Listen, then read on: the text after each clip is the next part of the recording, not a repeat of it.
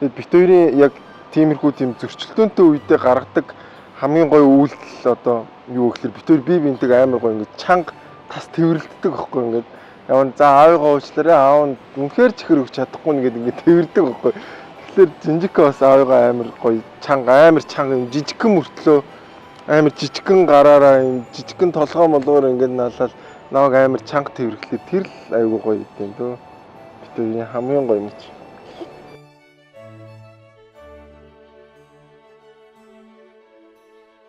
Амар төвшин гэдэг би комедийн амраа байна. Тэгээд энэ миний хажууд байгаа хүүхдийг бол Индранил буюу Жинжика гэж нэрлэдэг юм байна. Нөө мэмэр жаргалдаг 23 настай.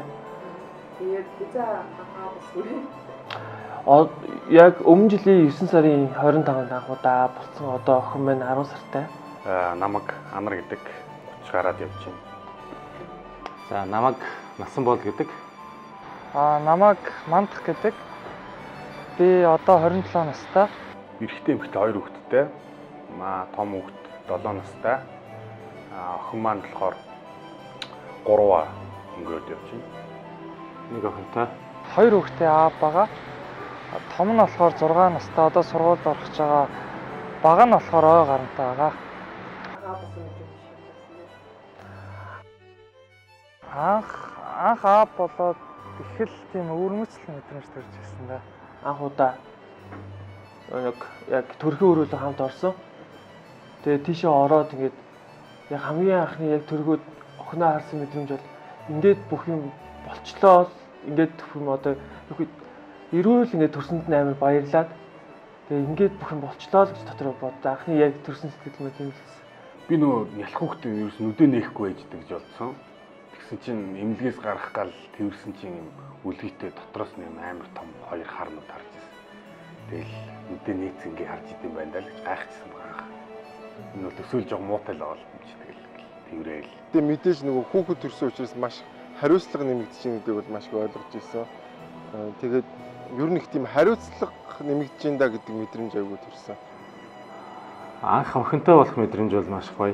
Эцэг хүн болох мэдрэмж бол ер нь энэ бол амьдралд өөрийн тохиолддог мэдрэмж биш учраас найндан гоё мэдрэмж. Гэхдээ тэр үеэс хариуцлага хамгийн дөрөв бодогдож эхэлсэн. Өөрөө хүн юм бэлээ. Айгүй олон хүмүүс хүн биш нэг юм зүгээр ингээд төлөвлөцдөг байхгүй. За нэг юм хүүхэд гаргаад уйлаад ингэн гэсэн чинь эн чи яг хүн харилцсан бид нартай. Тэгээ өөрийн гэсэн үзэл бодолтой болж эхэлнэ. Тэгэл өөрийн дуртай дургуй зүйлээ илэрхийлнэ те. Тэгэл хүн гэдгийг амар сайн одоо ойлгох хэрэгтэй юм шиг үлээ. Энэ хүүхдийнхаа хинтээ найзалж нөхөдтэй юу гэж өрөөдтэй мэдтгүү. Тунсаа мэдэн шүү. За охтууд нь 3 найз охин байдаг. Хамгийн сайн найз нь манай хүүхд одоо орон сонирхдог. Физик их сонирхдог. Дуртай зүйл нь бол дуулах, хүжиглэх. Бид хоёрын хамгийн их дуртай зүйл бол аялах, зугаалах, алхах, хөдөө аялахтын зүйл дуртай. Тоглоом тоглоно. Тоглоомыг нь анхааралтай сонсоод өргөн хийж байгаа амиг нь ингээд анхаарал тахаар амар дуртай байдаг. Тэгэл тэрийгэ тайлбарж өгөөл энийг ингэж хийсэн тэгсэн. Том болоод цагдаа болно гэж байгаа. Ирээдүйд яаж өөрчлөх вэ?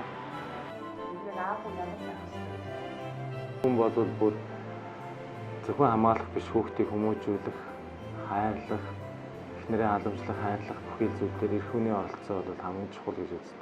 Тэгэл яг ийм хүн охинтой минь одоо юу гэх ханилаад суугаад ажиглалтай амьдраасаа яг тийм хүн би өөрөө байх хэрэгтэй юм. Яг охиндоо ямар хүн хүсэж байна, ямар нөхөр эр хүн хүсэж байна, яг тийм хүн өөрөө би байх хэрэгтэй юм байна гэдэг.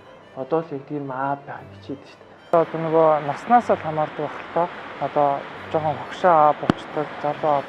Миний хувьд болохоор амар залуу аав болсон болохоор аль бол ойрхон чаа хүүхдийнхээ сайн найз нөхөд хичээдэг. Хүн гэдэг чинь харилцаа маш чухал байдаг.